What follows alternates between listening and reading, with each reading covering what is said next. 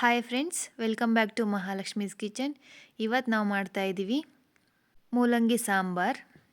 ನಾನಿಲ್ಲಿ first 1 cup ತೊಗರಿಬೇಳೆನ 2 cup ನೀರು ಹಾಕಿ ಕೂಗಿಸ್ಕೊಂಡಿದ್ದೀನಿ. ಕೂಗಿಸಿ ಮಾಡಿದ್ರೆ ಟೇಸ್ಟು ತುಂಬ ಚೆನ್ನಾಗಿ ಬರುತ್ತೆ. ಮತ್ತು ಒಂದು ಜಾರಲ್ಲಿ ಅರ್ಧ ಕಟ್ ಮಾಡಿರೋ ಅಂಥ ಈರುಳ್ಳಿ, ಅರ್ಧ ಕಟ್ ಮಾಡಿರೋ ಅಂಥ ಟೊಮೊಟೊ, ಸ್ವಲ್ಪ ತುರಿದಿಟ್ಕೊಂಡಿರೋ ಅಂಥ ತೆಂಗಿನಕಾಯಿ, 1 ಸ್ಪೂನ್ ಧನಿಯಾ ಪುಡಿ, ಅರ್ಧ ಸ್ಪೂನ್ ಖಾರದ ಪುಡಿ ತೊಗೊಂಡಿದ್ದೀನಿ.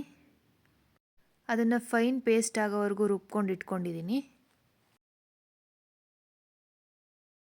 ಸಾಂಬಾರು ಮಾಡೋ ಅಂಥ ಕಡಾಯಿನಲ್ಲಿ ಸಾಸಿವೆ, ಕರಿಬೇವು, ಈರುಳ್ಳಿನ ಗೋಲ್ಡನ್ ಬ್ರೌನ್ ಆಗೋವರೆಗೂ ಫ್ರೈ ಮಾಡ್ಕೊಂಡಿದ್ದೀನಿ. ಅರ್ಧ ಈರುಳ್ಳಿ ಮತ್ತು ಟೊಮೊಟೊ ಗ್ರೈಂಡ್ ಮಾಡೋಕ್ಕೆ ತೊಗೊಂಡಿದ್ದೀನಿ, ಇನ್ನರ್ಧ ಒಗ್ಗರಣೆಗೆ ತೊಗೊಂಡಿದ್ದೀನಿ.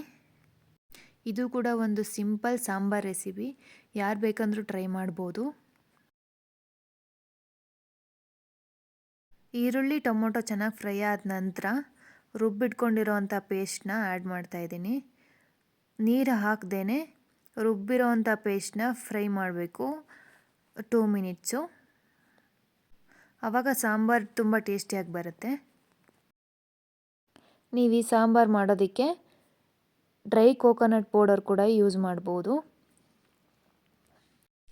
ನಾನಿಲ್ಲಿ 3 ಮೂಲಂಗಿನ ತಗೊಂಡಿದ್ದೀನಿ 3 ಜನಕ್ಕೆ.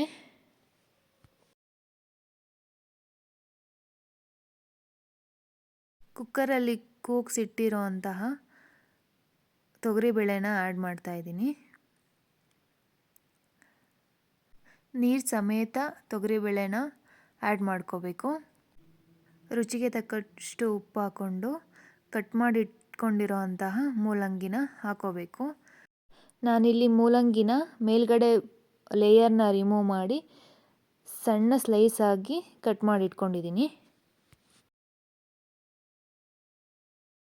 ನಿಮಗೆ ಮೂಲಂಗಿ ಯಾವ ಶೇಪಲ್ಲಿ ಬೇಕೋ ಆ ಶೇಪಲ್ಲಿ ಕಟ್ ಮಾಡ್ಕೊಳ್ಳಿ. ಮೂಲಂಗಿ ಹಾಕಾದ ನಂತರ ಒಂದು 2 ನಿಮಿಷ ಕುದಿಸಿದ್ರೆ ಸಾಕು, ಅದು ಬೆಂದಿರುತ್ತೆ ಬೇಗನೆ. ನೀವಿಲ್ಲಿ ನೋಡ್ಬೋದು ಸಾಂಬಾರು ಎಷ್ಟು ಚೆನ್ನಾಗಾಗಿದೆ ಅಂತ. ಟೇಸ್ಟ್ ಕೂಡ ತುಂಬಾ ಚೆನ್ನಾಗಿರುತ್ತೆ. ತೊಗರಿಬೇಳೆನ ಕೂಗಿಸಿ ಮಾಡಿರೋದ್ರಿಂದ. ನೀವು ಕೂಡ ನಿಮ್ಮ ಮನೆಯಲ್ಲಿ ಟ್ರೈ ಮಾಡಿ ಹೇಗೆ ಬಂತು ಅಂತ ಕಮೆಂಟ್ ಮಾಡಿ. Subscribe Mahalakshmi's kitchen. Thank you.